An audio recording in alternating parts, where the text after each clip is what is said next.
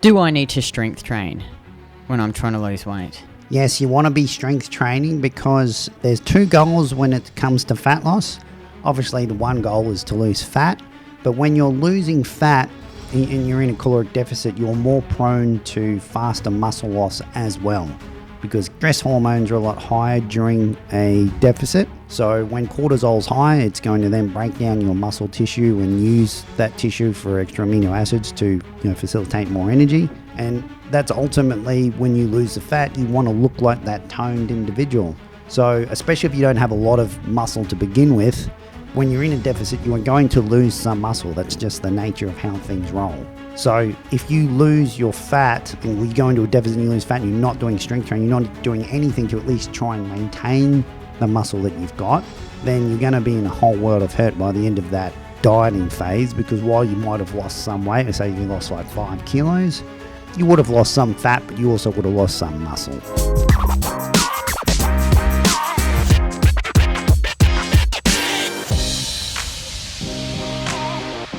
I'm Kitty Bloomfield, co-founder of New Strength and Saturée, creator of pro-metabolic food supplements and seriously saturated skincare. And today I am joined by the infamous Australian PT Dazza, who's just enjoying a tinny and a durry while he's on the show. It's been a tough day, hasn't it? Welcome, Dazza.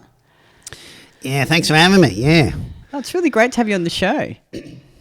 I know, pleasure's all mine. And just before we get into it, because I've got a few questions here that have come in from the listeners, can you tell us a little bit more about your background and why you became a PT and why you like helping Sheilas? Well, apart from my, physical attributes of being a very extremely good-looking fella, I kind of just sort of fell into it because I was going to the gym and, I'd been mentored by some pretty strong dudes, guys like Arnold and Lou Ferrigno and all these kind of guys. And, after a while, I kind of really know what I'm doing. I just go into the gym and see all these, mainly the Sheilas, just getting it wrong. And I thought, well, fuck me. There's probably an opportunity here to make some money. So here we are. Yeah. It's pretty simple, really. I just realised that there was a need and I fulfilled it. Great. Yeah. Well, it's really good. And have you got any shows coming up, or are you competing or anything like that? No, I'm retired now because, I'm just so busy with coaching the Sheilas and making sure good content is going out. Ah. So, it really keeps me on my toes. I get lots of messages. Really? I'm here to help. So, well, it's good. We really enjoy seeing your content. Lots of great training tips, Dazza. So many good training tips. I agree.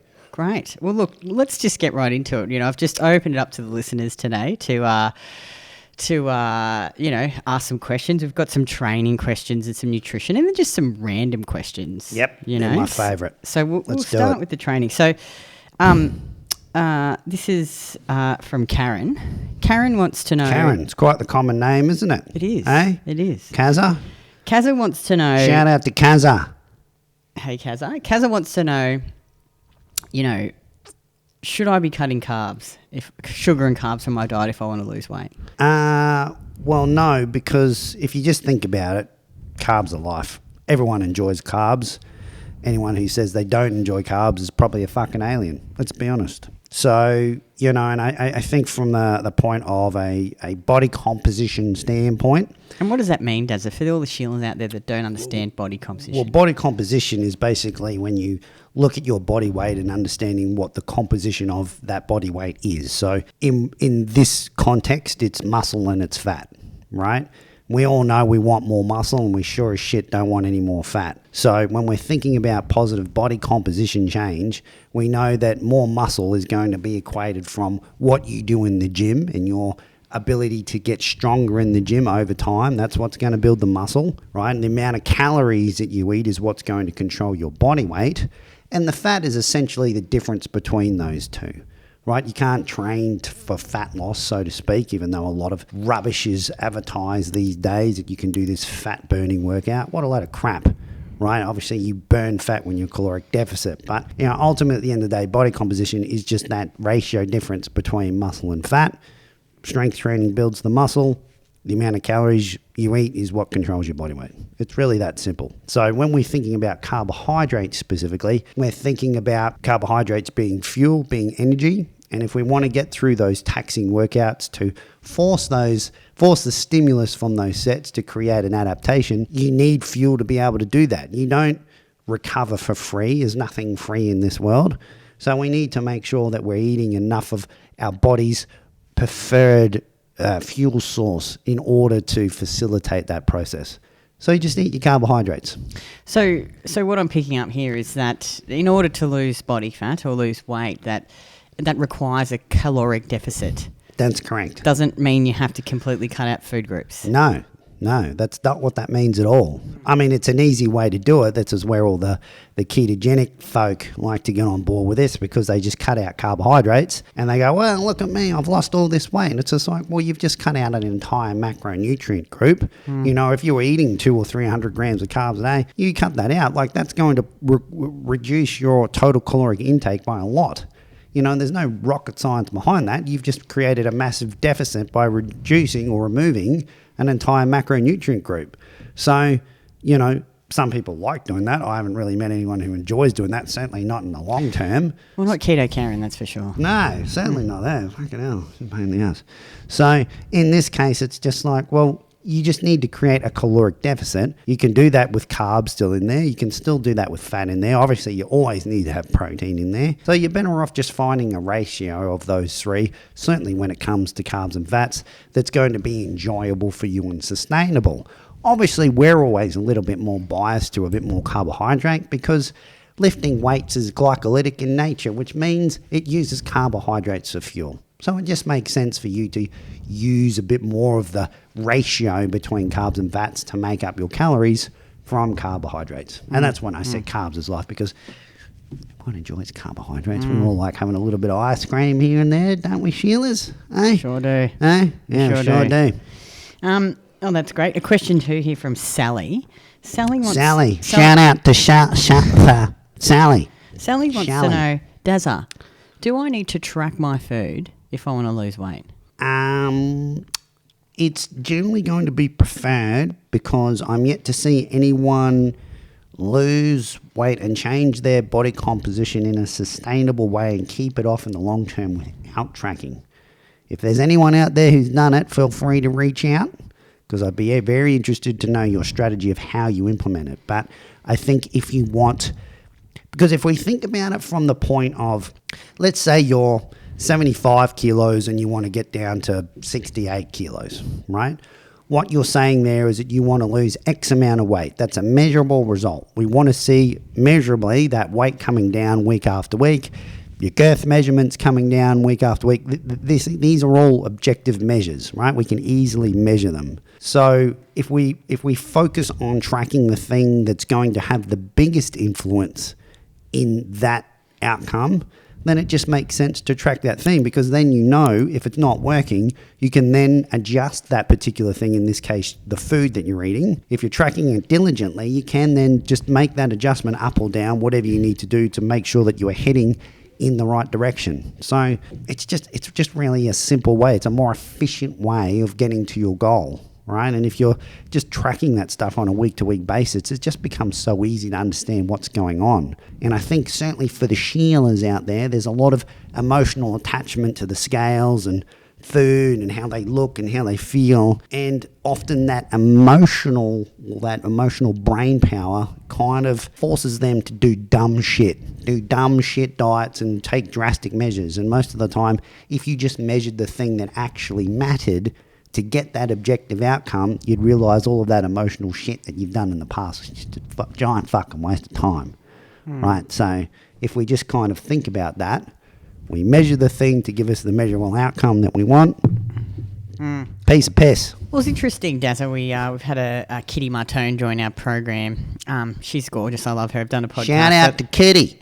What a good name. Solid name. No, another chick named Kitty. She's pretty solid too. She's sitting right here, Dazza, obviously. I thought your name was Karen or Kazza. Isn't that Kazza's your partner. Huh? Oh, I just get lost these days, you know. All the women that you've got on the go. That's right. Anyway, so Kitty's joined out. She's the Healthy Gut Girl on Instagram. She's the CEO of Onya's, which is they make progesterone cream.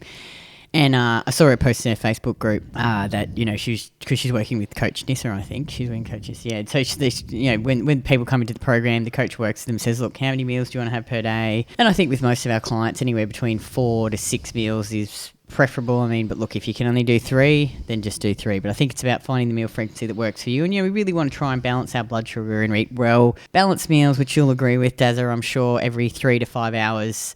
You know, stop you going on the roller coaster of the stress hormones up and down. Which can be very helpful if you've got a ton of, like, you know, hormonal imbalances. It's interesting, these small, well, they're not small, they're actually big things, simple things, if you do consistently well, can improve a lot of your issues. But anyway, she was just saying, oh, look, it's really new to me counting the macros and eating these regular meals, because I think she was someone who just unconsciously underate, you know, and skipped meals, like would get busy. And I had a lady, this is related to this, people are like, what the fuck tangent are you going on here? But the lady messaged me on Instagram. I posted a picture of my lunch and it was, I think, 200 or 300 grams of cooked rice in broth, this chili, slow cooked chili with beans and other shit. And then a big bowl of fruit. And it was like 750 calories. And she looked at it and she said, oh, I'd be so hungry. That portion looks so small. And it just shows, I think, if you're not actually, like, people don't really know until you weigh and measure and track things. A lot of women either undereat, or they undereat, then they binge eat, or they're overeating. So I think, you know, this is the beauty of the tracking, because once you plan, prep in advance, you know exactly what you're eating. You know, you eat those regular meals, you'll start to feel good, you'll have good energy, and you just don't really know until you do it, I think. You know, like... Yeah, I'd agree. And I think with a lot of women, you can generally kind of look at their body weight and look at some photos and generally determine which one of those categories they fall into. You know, often, you know, women who are carrying maybe 10, 15 plus kilos more than they should. You know, more times than not, they believe that they're under-eating and they're dieting and but they're they're losing not. less It's calories. impossible to be like 80, 90 kilos and eating 1,200 calories. Yes, yeah, absolutely. Like it doesn't make sense. The body weight doesn't match the calories that they say they're eating. So, you know, we've spoken about before about, you know, what people are, what they do, what they believe they're doing and what they're actually doing are two different things. Whereas somebody who comes in who's like 57 kilos, you know, when you're at 57 kilos, you know that you eat sweet fuck all, you know, most of the time, right? You might have the odd binger, but a person who's that small is a pretty good restrictor. And then like me, I was a good restrictor. That's right. But then you can actually look at their photos and actually look at their composition, like lean body mass ratio, and you can go, wow, you're a massive restrictor, plus you also have low muscle mass. You know, so then it's kind of a case, well, we need to get you to eat a little bit more and build some more muscle. And then, but you can generally, just by looking at the person and getting an understanding of their stats, can kind of understand which category this person falls in, whether they're a big restrictor and a binger, or they're a constant restrictor and they never overeat, or they're constantly overeating. It's pretty easy to say that. And it's very, I wouldn't say it's a rare thing, but it's a pretty close to rare thing where people have got a severe enough metabolic issue that it's actually having some sort of effect on their ability to lose weight. And I don't even really agree with that. There are some studies that sort of show that stuff, but you know, at the end of the day, the vast majority of people don't have any of the issues around their metabolism. They believe they do, and if they don't, it's only affecting them to a point. The vast majority of the time, they're just not being as accurate as they need to be, how they're planning and prepping their food. And it's so easy to do. Like when you go out, you know, like you think, like oils is sort of like you know, I went out for lunch on the weekend and everything was so fatty. And there's so much, like it's so hard to measure. Not saying you should never go out, but you can't measure it. You're not measuring it. No, you're right. You know, and the restaurant's there to make the food taste as amazing as possible. And you douse everything in oil if you want that to be the case. True. Or That's beer true. in this case. Well, let's not talk about alcohol because that'll get you a bit stirred up. Okay. Question from Sam. Do I need to strength train when I'm trying to lose weight? Yes, you want to be strength training because there's two goals when it comes to fat loss. Obviously, the one goal is to lose fat, but when you're losing fat and you're in a caloric deficit, you're more prone to faster muscle loss as well, because the stress hormones are a lot higher during a deficit. So when cortisol's high, it's going to then break down your muscle tissue and use that tissue for extra amino acids to, you know, facilitate more energy. And that's ultimately, when you lose the fat, you want to look like that toned individual. So especially if you don't have a lot of muscle to begin with, when you're in a deficit, you are going to lose some muscle. That's just the nature of how things roll. So if you lose your fat and you go into a deficit and you lose fat and you're not doing strength training, you're not doing anything to at least try and maintain the muscle that you've got, then you're going to be in a whole world of hurt by the end of that dieting phase, because while you might have lost some weight, say you lost like 5 kilos, you would have lost some fat, but you also would have lost some muscle. Down regulates your basal metabolic rate, and therefore you now are on a lower BMR, which then means that once you start eating a bit more food, because you've lost that muscle, the fat's going to come on quicker and you're going to get fatter at and go up higher in body weight as well. So it's never a pleasant outcome. The goal should always to be lose fat and maintain muscle as much as possible. Preferably actually go through a muscle gain phase before you do that. That was going to be my next question, Dazza. I was talking to a woman today. She's signing up to our program, and she's a dietitian. And she's, done a lot of things, to lose weight, tried a lot of things just to try it out for her clients. And, she's like, I think she wasn't very overweight. She might be like 80 kilos or something, and not super short. But, I tried to explain to her, look, when you come into the program, you really need to focus. And she had some health issues too. So I said, you've got to stop trying to just focus on weight loss. It's not just about coming in and cutting your calories and doing a fat loss phase. We need to, sit you at maintenance for a while, focus on getting to that gym and build muscle, build up your maintenance calories a bit so that, you fix your health issues, because your body needs nutrients and energies, not only to build muscle, but to, improve these health issues. And then, once you've built up certain, built your numbers up to certain targets, because we can give those to you to show you what you need to lift to achieve your desired body composition. Then when you're in a good space, when you've got more muscle, then we can do a more aggressive calorie deficit. But I'm like, if you continue to try and cut your calories before you build your foundation and your base and your metabolism, you're always going to be chasing your tail like you are now. And it's so interesting, and I get it because I was in that position, 9 years ago. But if the Sheilas out there could just knuckle down and focus on improving their health issues, building muscle, getting to a good space, when it's time to lose body fat, it'll just come off so much quicker and your body will be healthy and more resilient. What do you think about that, Dazza? No, I completely agree. Nothing to add? Not really. I think you said it all pretty well, to be honest. I mean, it's just coming back to do the fundamental basics well enough for long enough. I mean, that's really all that it comes down to. And I think if you don't measure the things that actually matter, then you're completely ignorant to whatever result that you get. And this is what ultimately leads people down these rabbit holes of thinking that they've got metabolic issues, or they've got this issue, or got that issue. And the reality is, if you just tracked how much protein, carbs, and fats you were intaking per day, and you were measuring your fasted body weight, and you were doing your measurements once a week, and then working out your average body weight and taking some photos and looking at your strength progress, like how much weight did I add to the bar, more reps did I do than last week? These are all the things that we can objectively measure, but all the things that are going to influence the outcome that we want anyway. So when you ultimately don't get the result that you want, it should be then very easy for you to review those particular variables and make the changes to those, because they're the only things you can actually fucking affect anyway. Well, I think it's, when I do these calls with women and I ask them some questions around their body weight and, how many calories, if they're tracking, how many calories do they think that they're eating, where all their current numbers are, it's very easy for me to say to them, well, look, either you're not tracking accurately because your body weight and fat levels don't really line up with what you say that you're eating. And then when I usually dig a bit deeper, they're like, oh, yeah, you're right, I don't track this and I don't track that, or I just don't weigh things.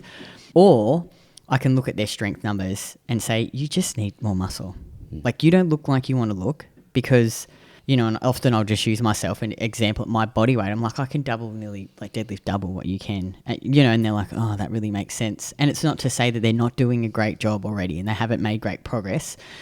But I think women underestimate, the strength capability that they need to look like they want to look. If they want to look that, really toned, athletic sort of body. And I also think that a lot of women don't realise what they're capable of. They look at me and think, oh, Kitty, when I say 100 kilo deadlift, 120 kilo, I'm like, you can do that. You can do it, but you have to give it time. And that's the thing. It also takes time. But just imagine if you put in 12 months, 18 months of hard work, built the muscle, ate more food, were consistent for a lifetime of freedom and waking up every day in a body that you loved.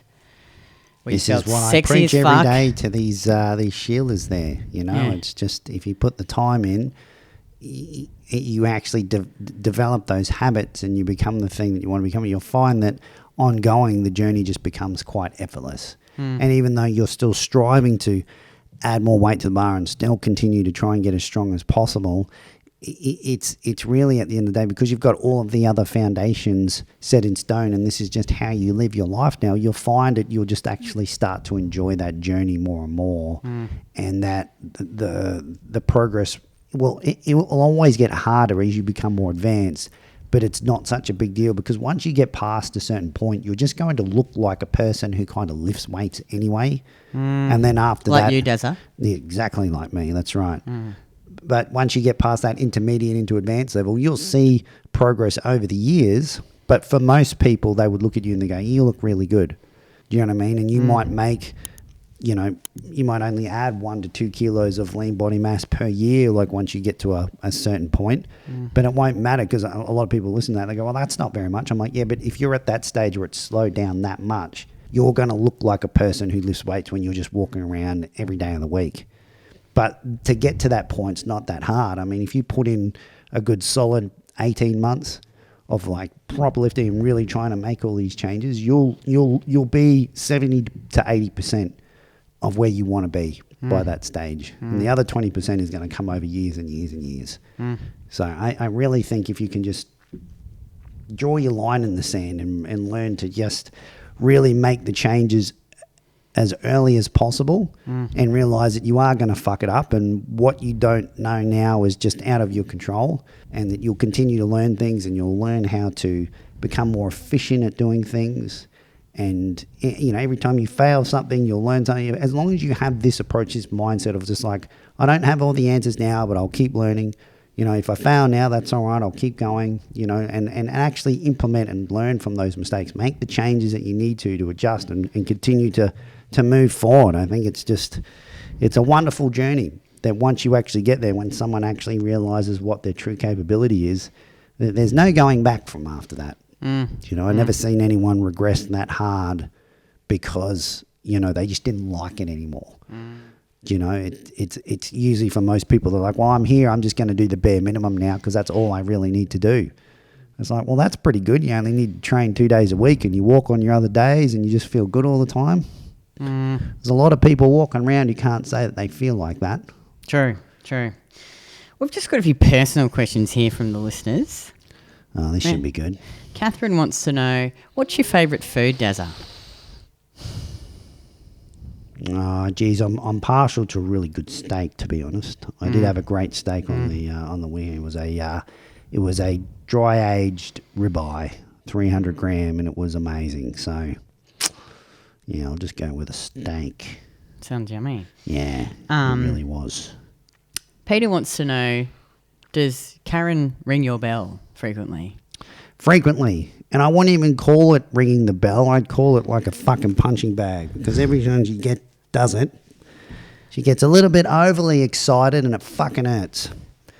But this is the price you pay, isn't it? Eh? Sam would like to know, how did you and Karen meet? Wow. That's quite a story, and we could probably talk about that on a podcast of its own, to be honest. But give us a summary version.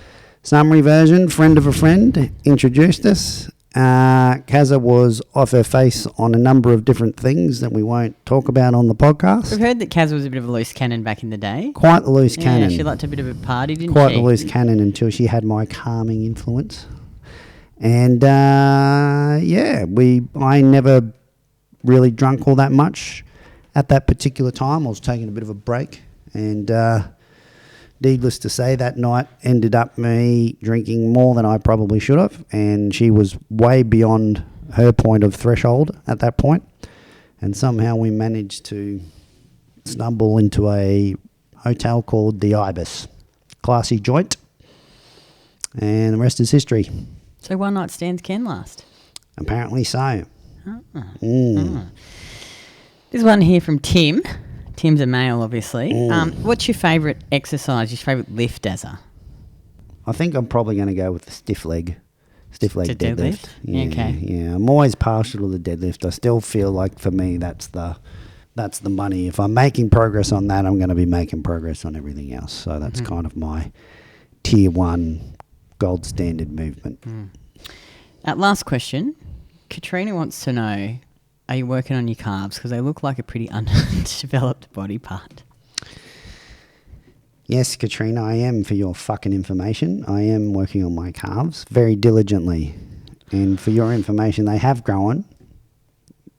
Not a lot, but they have grown comparatively to where they are before, and that's all that I can hope for. Wow.